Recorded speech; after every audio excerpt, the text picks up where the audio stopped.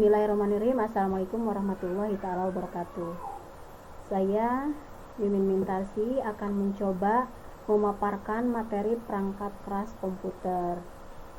Di sini ada standar kompetensi, yaitu kita mempraktikkan keterampilan dasar komputer. Nah, di sini juga ada kompetensi dasar, mengidentifikasi berbagai komponen perangkat keras komputer. Nah, di sini juga ada indikator. Yang pertama menunjukkan 3 macam alat input. Yang kedua menunjukkan perangkat keras yang berfungsi sebagai alat proses. Yang ketiga menunjukkan perangkat keras yang berfungsi sebagai alat output. Dan yang terakhir yaitu mengidentifikasi perangkat keras yang berfungsi sebagai media penyimpanan data. Nah, masuk ke definisi. Definisi perangkat keras di sini yaitu perangkat keras komputer atau hardware, suatu alat atau perangkat yang mempunyai fungsi untuk melakukan proses masukan data yaitu input, proses pengolahan data proses, dan keluaran output yang dapat diartikan sebagai perangkat yang dapat diraba. Di perangkat keras komputer di sini ada yang namanya perangkat input. Nah, contohnya seperti mouse. Mouse ditemukan oleh Douglas Engelbart. Mouse adalah hardware yang berfungsi untuk input device. Bisa juga sebagai pointer layar. Nah, di sini mouse juga ada 2 jenis yaitu optik dan ball mouse. Pada sebagian besar mouse terdapat 3 tombol, tetapi tombolnya umumnya hanya 2. Nah, di sini ada gambarnya di atas, contoh gambarnya. Selanjutnya, contohnya dari perangkat input yaitu keyboard. Keyboard di sini berfungsi sebagai input device untuk teks, nomor, simbol, dan perintah untuk komputer. Biasanya untuk komputer digunakan keyboard jenis QWERTY. Nah, di sini ada gambarnya, contoh gambarnya. Selain keyboard, selanjutnya ada contoh barcode scanner. Nah, barcode scanner di sini berfungsi untuk men-scan kedebar produk di pasar swalayan. Biasanya ada di mesin kasir. Nah, di sini ini contohnya ada di atas contoh gambarnya. Dan yang lainnya contoh dari perangkat input yaitu joystick game controller. Ini biasanya untuk kita main game dengan bantuan koneksi USB. Dan selanjutnya contoh lainnya scanner. Nah, scanner di sini adalah suatu alat elektronik yang berfungsi mirip dengan mesin fotokopi, yang hasilnya dapat dilihat langsung pada kertas, sedangkan scanner hasil tampilannya pada layar monitor komputer dahulu, kemudian baru dapat dirubah. Jadi semacam perbedaan dari scannernya itu bisa dirubah dan dimodifikasi sehingga tampilan dan hasilnya menjadi bagus dan kemudian dapat disimpan sebagai file teks, dokumen, dan gambar. Bentuk dan ukurannya juga bermacam-macam, dan itu datanya yang telah diambil dengan scanner itu bisa dimasukkan secara langsung ke semua aplikasi komputer yang mengenali teks ASCII. Berikutnya, nah di sini ada gambarnya. Ini ada scanner dan kabel, AC adaptor, dan kabel paralel koneksi dari PC ke scanner. Selanjutnya, contoh lainnya webcam. Seseorang menjadikan webcam yang terdapat di komputer lain sebagai kamera pengintai aktivitas pemiliknya tanpa diketahui oleh pemilik komputer tersebut. Webcam di sini berfungsi sebagai input device atau gambar atau video. Bisa digunakan juga untuk chatting atau tatap muka. Nah, selanjutnya di perangkat keras komputer di sini ada perangkat output. Nah, perangkat output di sini ada contohnya seperti monitor. Nah, monitor adalah perangkat keras yang sangat penting dalam komputer. Monitor di sini tugasnya menampilkan gambar dari CPU yang telah diproses dahulu oleh AGP. Jenisnya ada CRT, LCD, dan monitor flat berlayar atau TFT. Konsep monitor diperkenalkan pertama kali oleh Hauer tahun 1974 dan Brinks. Komputer. Nah, yang selanjutnya ada perangkat memproses. Contoh dari perangkat memproses di sini ada chipset. Chipset adalah hardware yang ikut mengontrol aktivitas keluar masuknya data atau traffic. Chipset di sini ukurannya kecil yang ada pada komputer, merupakan layaknya suatu polisi lalu lintas pada papan induk atau motherboard, mengarahkan aliran data, menentukan piranti apa yang didukung oleh personal komputer atau PC. Contoh lain dari perangkat output yaitu motherboard. Nah, motherboard di sini papan sistem atau papan induk yang merupakan tempat CPU, memori, dan bagian lainnya, dan memiliki slot untuk kartu tambahan. Selanjutnya, selain motherboard di sini ada sound card. Sound card di sini biasanya merupakan perlengkapan standar PC multimedia di pasaran. Fungsinya untuk mengubah sinyal dari processing unit ke bentuk sinyal suara yang diterima oleh speaker. Biasanya semakin besar dB-nya atau kekuatan suaranya, semakin bagus juga suara yang dihasilkan dari sound card di sini. Selanjutnya ada RAM, memori RAM. Memori RAM di sini tempat penyimpanan data jangka pendek sehingga komputer tidak perlu mengakses hard disk untuk mencari data. Jumlah RAM yang lebih besar dan akan membantu kecepatan komputer. Nah, di sini ada contoh gambarnya di atas. Nah, yang selanjutnya ada VGA card, merupakan alat untuk memberikan resolusi warna sebagai pemproses penampilan gambar ke monitor. Nah, gambarnya ada di sini nih, di atas. Selanjutnya ada CPU.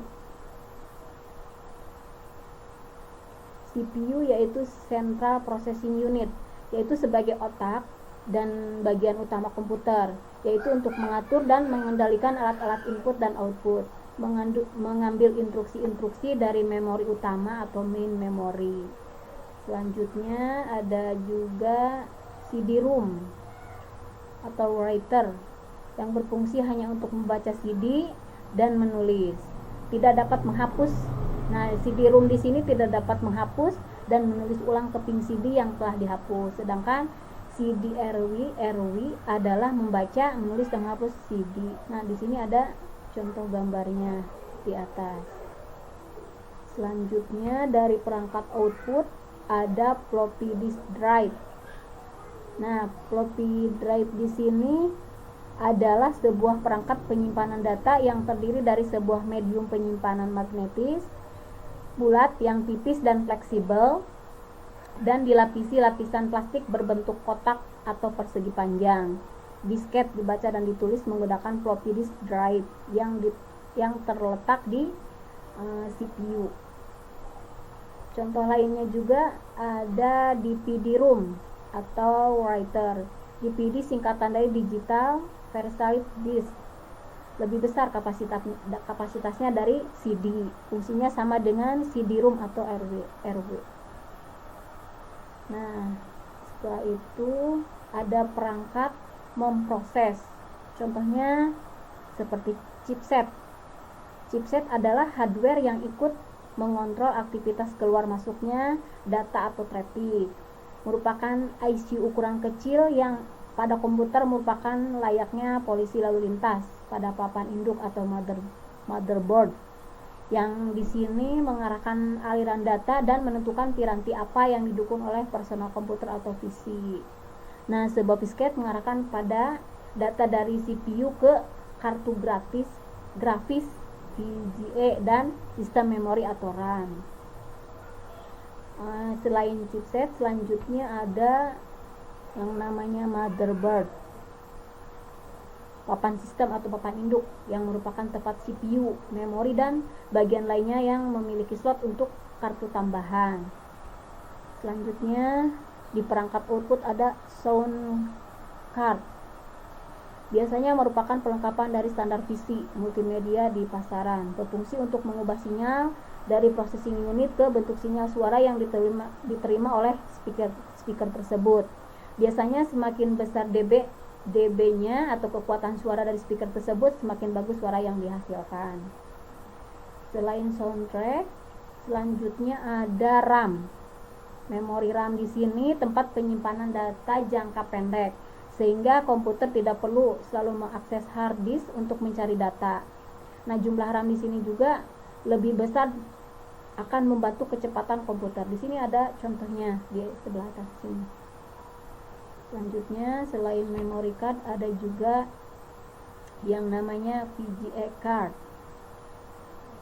Nah, VGA card di sini merupakan alat untuk memberikan resolusi warna sebagai pemproses menampilkan gambar ke monitor. Sini ada gambarnya di atas, bisa dilihat. Selanjutnya ada CPU sebagai otak dari bagian utama komputer untuk mengatur dan mengendalikan alat-alat input dan output, mengambil instruksi-instruksi dari memori utama atau main memory. Nah, selain CPU juga ada selanjutnya yaitu CD-ROM. Nah, CD-ROM di sini, CD-ROM drive berfungsi hanya untuk membaca CD saja dan menulis, tidak dapat menghapus dan menulis ulang keping CD yang telah kita hapus. Sedangkan CD-RW di sini dapat membaca atau menulis serta menghapus CD. Ini ada gambar, contoh gambarnya di atas. Selanjutnya ada floppy disk drive. Disket atau floppy di sini adalah sebuah perangkat penyimpanan data yang terdiri dari sebuah medium penyimpanan magnetis bulat yang tipis dan fleksibel dan dilapisi lapisan plastik berbentuk kotak atau persegi panjang. Selanjutnya ada DVD-ROM. Nah, sama seperti yang sudah saya tradisikan yang tadi, DVD dari singkatan dari digital versatility disk. Di sini lebih besar kapasitasnya dari CD. Fungsinya sama juga seperti CD-ROM. Selanjutnya ada perangkat pemproses. Ini contohnya chipset, hardware yang ikut mengontrol aktivitas keluar masuknya data traffic.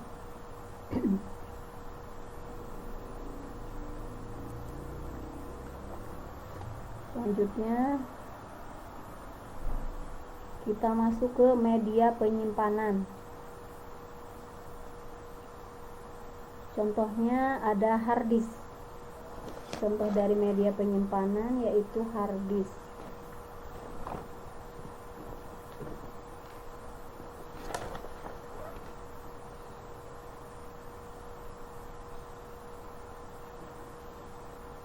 Hard disk adalah jenis piringan magnetik yang memiliki kapasitas besar.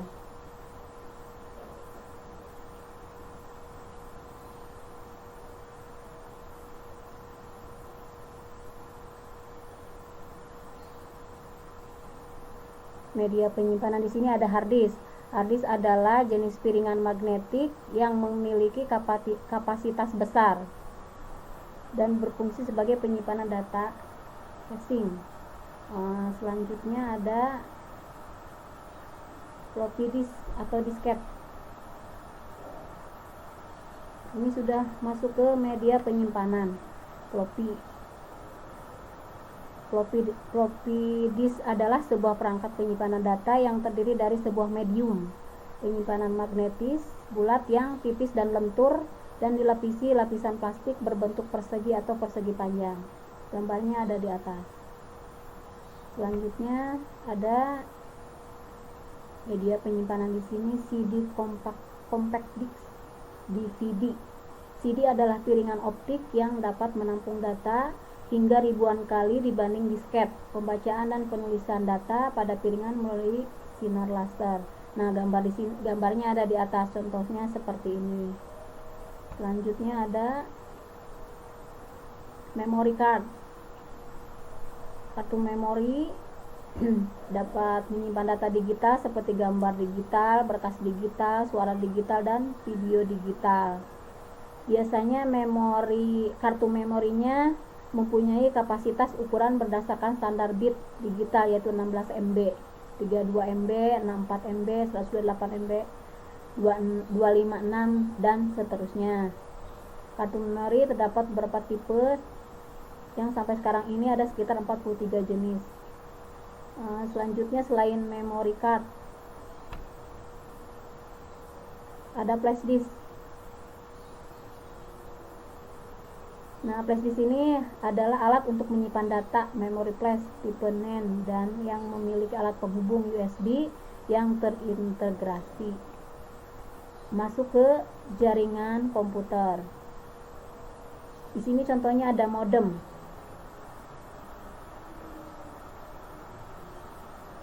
modulator atau demodulator, alat yang memungkinkan PC, mini komputer atau mainframe untuk menerima dan mengirim data dalam bentuk digital.